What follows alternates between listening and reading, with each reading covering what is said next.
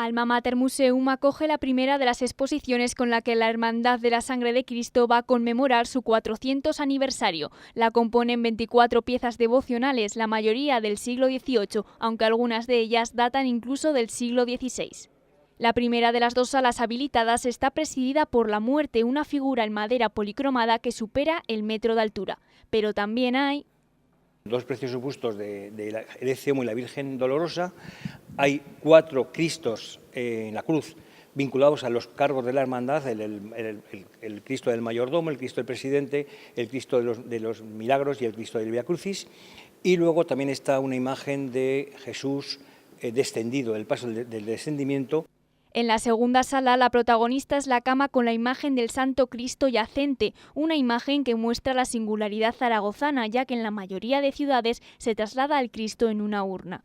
Tomás Llobet, José Alegre, Antonio Palao y Francisco Borja completan con sus obras una sala repleta de referencias a las imágenes procesionales.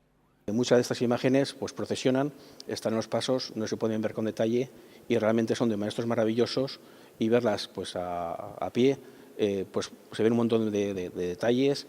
Y bueno, igual que estamos yendo a museos, desde luego merece la pena venir aquí y disfrutar de estas imágenes porque son maravillosas. Esta muestra se puede disfrutar hasta el 29 de enero en el Museo Alma Mater.